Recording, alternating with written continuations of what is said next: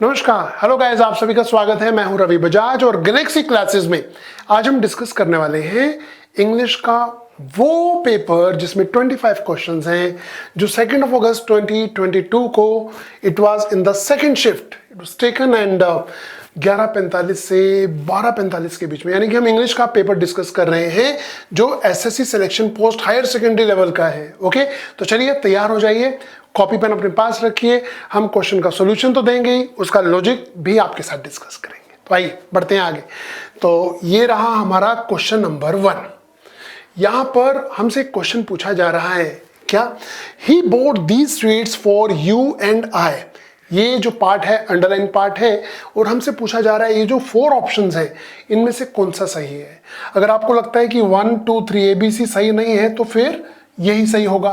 तो आइए पढ़ते हैं। रूल क्या होता है, प्रेपोजिशन के बाद objective case of pronoun is used.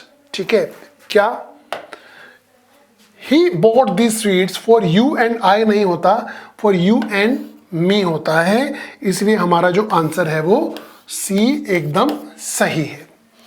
Okay, तो आई एंड यू नहीं होता क्योंकि 4 प्रेपोजिशन है ना, इसके बाद सब्जेक्टिव केस नहीं आना चाहिए। Got it. अच्छा, एक और चीज देखते हैं।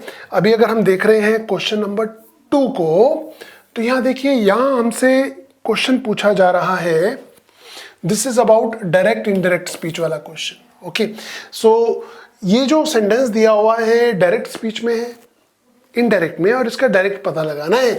They said that they had gone on a vacation. तो ये जो हैड है ना, हैड, ये तो पास्ट है, तो अब हमें चाहिए हैज या हैव। फाइन, तो क्या कहते हैं जी, they said we have been going, गलत। दे सेड वी हैज नहीं होता, वी हैव होता है, गलत। अब आपका आंसर जो है ना वो या सी में है या डी में है, पता लगाइए। They said we have gone on a vacation, कहाँ लिखा हुआ है, ये नहीं, ये करेक्ट है। Okay, got it. तो बड़ा सिंपल सा है, अगर आपने पढ़ाई की हुई है आपको इन क्वेश्चन में दिक्कत नहीं आने वाली है। इजी क्वेश्चंस थे ये। ठीक है, चलिए जी, अब देखें आगे क्या है, इजी है, मुश्किल है, and we are at question number 3। Got it guys. देखिए, the assignment will be completed by him tomorrow. Will be completed,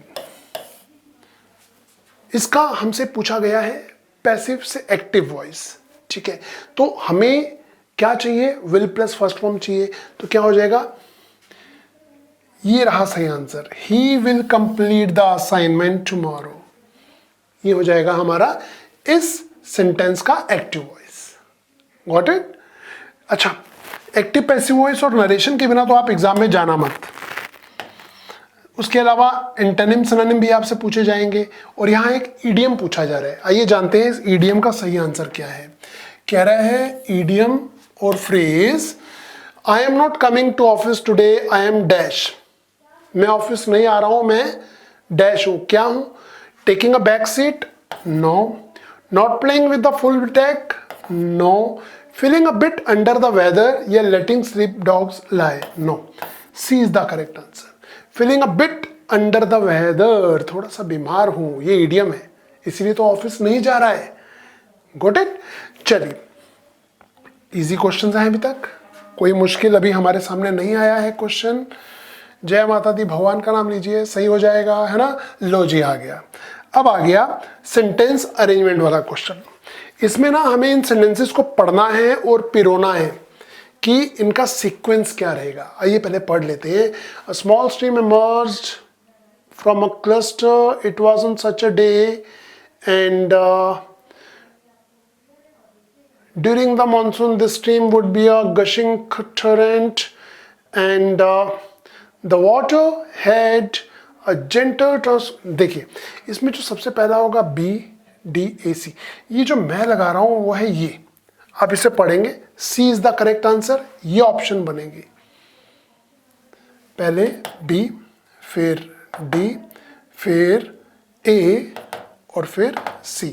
तो ये सीक्वेंस बिल्कुल फिट बैठेगा। आप इसे पढ़ के देखिएगा, लंबा क्वेश्चन नहीं है, इजी है, बट शुरू शुरू में आपको यहां पर कंफ्यूज कर सकता है। It was such a day, कुछ लोग सोचेंगे यार ये बीच में आना चाहिए, पहला कैसे हो सकता है, बट आप इसे पूरा पढ़ेंगे ना, a hot tired day that Ranji found the pool in the forest, ये पहला सेंटेंस है। ओके, चलिए हम आगे हैं क्वेश्चन नंबर 6 पर। Set the option that can be used as a one word substitution। देखिए जी, one word substitution हमसे पूछा जा रहा है, one who loves wisdom and hence pursues it is called, क्या? जो wisdom को लव करता है और उसे pursue भी करता है is called philosopher। Astrologer तो ग्रहों का ज्ञान होता है जिन्हें, psychologist and philanderer नहीं है इसके आंसर। ओके, सो इसका सही आंसर है 6 का ए ऑप्शन। अच्छा, अब आगे हम देखते हैं जी 7th, इनकरेक्टली स्पेल्ड वर्ड कौन सा है?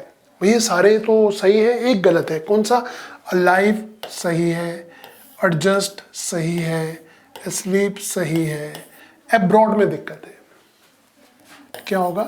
ABROAD, एब्रॉड यानी कि विदेश, ये स्पेलिंग होनी चाहिए, इसने ए पहले लगा दिया था, ओ बाद में। तो बड़ा सिंपल सा वर्ड है, आपने सुना होगा, कोई रॉकेट साइंस तो है नहीं, है ना। तो चलिए जी आगे आते हैं हम क्वेश्चन नंबर 8 पर। The money arrived when I expected it. Fine, तो हमें बतानी है यहां पर डिग्रीज, कौन सी जी? हमें यहां करेक्ट सुपरलेटिव डिग्री यूज करनी है। क्वेश्चन नंबर 8 के लिए सुपरलेटिव डिग्री में अगर आप देखें, the money arrived when I expected it, the money arrived when I least expected it. Least तो नहीं होना चाहिए भाई साहब, लीस्ट तो गलत है। अच्छा, the money arrived when I less, less तो हो जाएगा कॉम्पिटिटिव डिग्री में। The money arrived when I little expected it, little तो हो जाएगा हमारी पॉजिटिव डिग्री में, हमें चाहिए कॉम्पेरेटिव डिग्री में। और कॉम्पेरेटिव डिग्री के लिए जो हमारा क्वेश्चन है वो यहां पर गड़बड़ा रहा है। कैसे?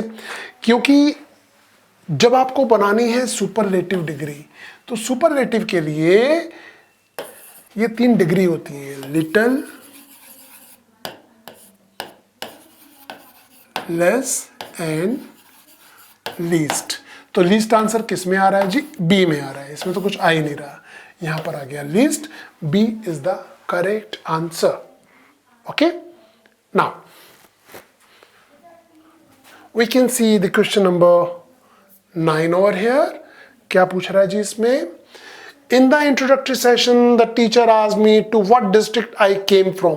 अंडरलाइन पार्ट है टू व्हाट डिस्ट्रिक्ट, तो कह रहा है टू विच डिस्ट्रिक्ट होना चाहिए, विच डिस्ट्रिक्ट होना चाहिए, नो सब्सटीट्यूशन रिक्वायर्ड या व्हाट डिस्ट्रिक्ट। तो यहां पर बच्चों जो सही आंसर है वो है B, which district I came from. अब आप बोलेंगे टू क्यों नहीं? भाई टू और फ्रॉम दोनों थोड़ी ना आ जाएंगे, जब ये टू आ रहा है तो फिर ये फ्रॉम भी तो है, तो इसलिए विच district I came from.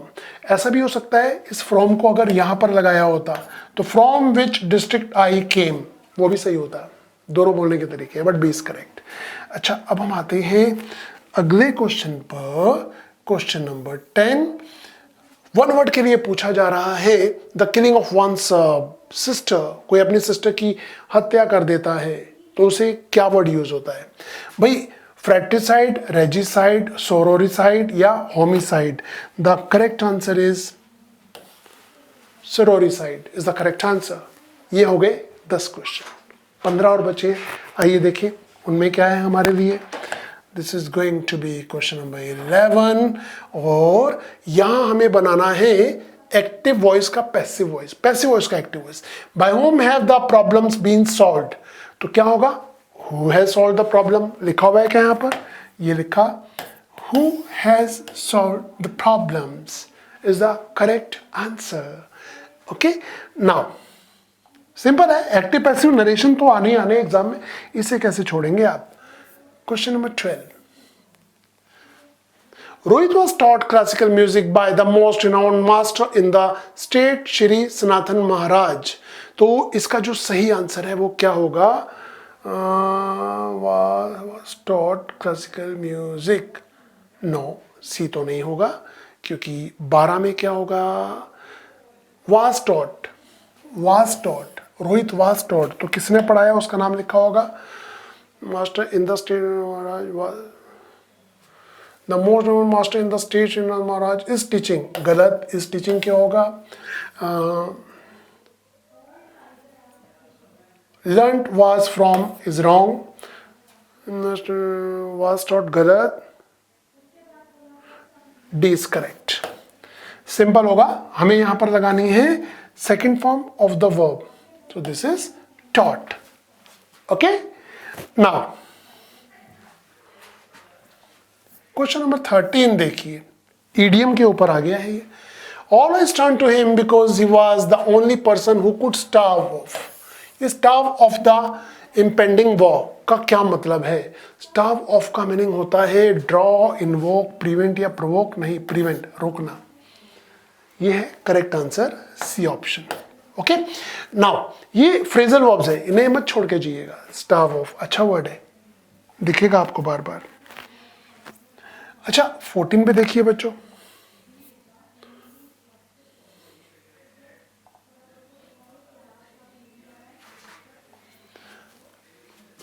The teacher corroborated the statement of the principal.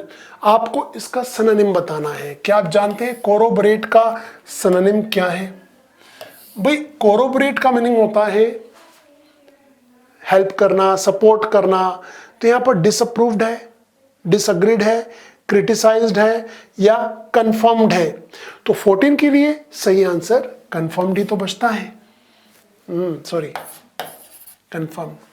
ठीक है, तो आप देख पा रहे हैं जी, बहुत सिंपल वे में यहां पर आंसर्स हैं। Corroborated the statement of the principal, okay, उसका सपोर्ट करना होता है तो कंफर्म्ड ही होगा, बाकी तो सारे डिस डिस वाले हैं, नेगेटिव हैं। ओके, आगे चलते हैं। Next one is about 15। Despite the criticism the government did not resign the policy. ये रिसाइन का मतलब क्या है, इसका आपको एंटोनिम बताना है। पहले मैं आपको बता दूं, रिसाइन का मीनिंग होता है कैंसिल करना, यानी कि रिवोक इसका सिनोनिम है, जो कि हमारा आंसर नहीं है। रिवाइंड भी नहीं, रेलीगेट होता है अवनति करना, तो reinstate is the correct answer है। 15 के लिए करेक्ट आंसर है ए। फाइन, चले जी हम आगे चले। Relegate the policy, revoke, reinstate, relegate, it should be relegate. मुझे यहाँ एक छोटा सा डाउट लग रहा है बच्चों को लेकर, जब ये आता है इस तरह का क्वेश्चन, तो रेलीगेट का मीनिंग है अवनति करना, और यहाँ पर पूछ रहा है एंटोनिम, है ना, तो रीइंस्टेट इज करेक्ट। करेक्ट। 16, आहा, अब आएगा असली मजा। एक क्लोज टेस्ट है हमारे सामने, आइए इसे फिल करते हैं। My worries were increasing. The boy at the shop was becoming more clamorous. My sales were poor as the railways dashed more peddlers on the platform. Has been admitted, had been admitted, were admitted या were admitting। देखिए question number 16 के लिए इनमें से कौन C option बिल्कुल fit बैठेगी होगी? हैज बीन एडमिटेड, जो कि इसका एक पैसिव वॉइस का एग्जाम्पल भी है। तो डी ऑप्शन फर्स्ट में बिल्कुल सही बैठेगी। Has been admitted more peddlers on the platforms. My cash receipts were going down and my credit sales alone. आगे देखिए जी, क्या है ऑप्शन हमारे लिए?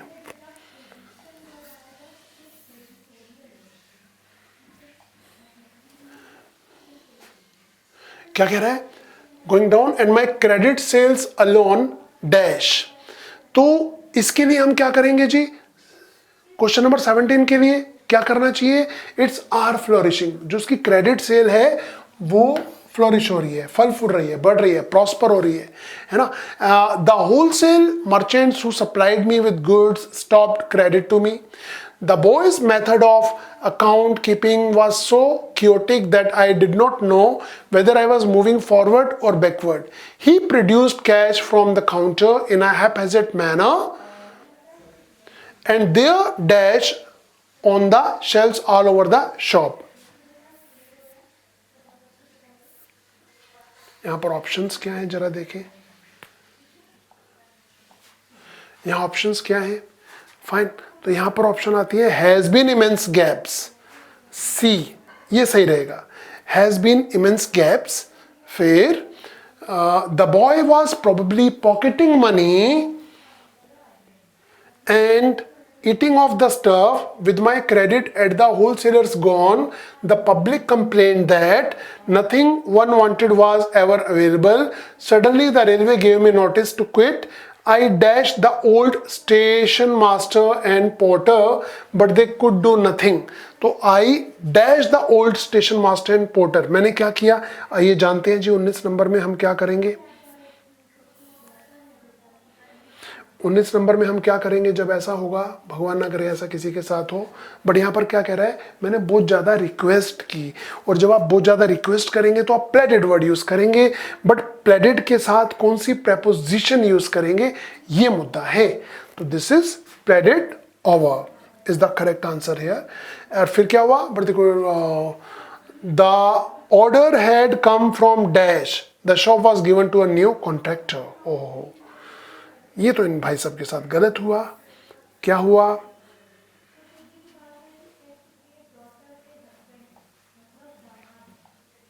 यहां पर क्या होगा, 20 नंबर पे क्या होगा, क्योंकि यहां पर कहां से ऑर्डर आया, high up, high down, high peak या high top, high top. D option हमारा सही आंसर है। तो ये क्लोजेस्ट था। क्लोजेस्ट करने के लिए आपकी रीडिंग हैबिट अच्छी होनी चाहिए, वर्ड मीनिंग की नॉलेज होनी चाहिए। ग्रामर थोड़ी बहुत ऐसी हो चल जाएगा, बट क्लोजेस्ट के लिए वोकैब और रीडिंग हैबिट अच्छी होनी चाहिए। अच्छा, अब हम देखते हैं जी, अब ये क्वेश्चन था हमारे सामने, एक पैराग्राफ दिया गया, आप इसे पढ़िएगा। मैंने पढ़ा था इसे क्लास शुरू करने से पहले। इसके कुछ क्वेश्चंस हैं जो हमसे पूछ रहा है कि भाई, हमसे पूछ रहा है the antonym of the word grave. Grave का एंटोनिम क्या है? सीरियस तो इसका सिनोनिम होता है, ग्रैंड बड़ा होता है, lofty no. Trivial is the correct answer. Trivial होता है तुच्छ, बेकार सा। कोई ट्रिवियल प्रॉब्लम होती है, छोटी मोटी प्रॉब्लम, कोई ग्रेव प्रॉब्लम होती है। तो यहां पर सही आंसर है डी ऑप्शन। ओके, अच्छा, अब हम देखते हैं 22 नंबर पे क्या है।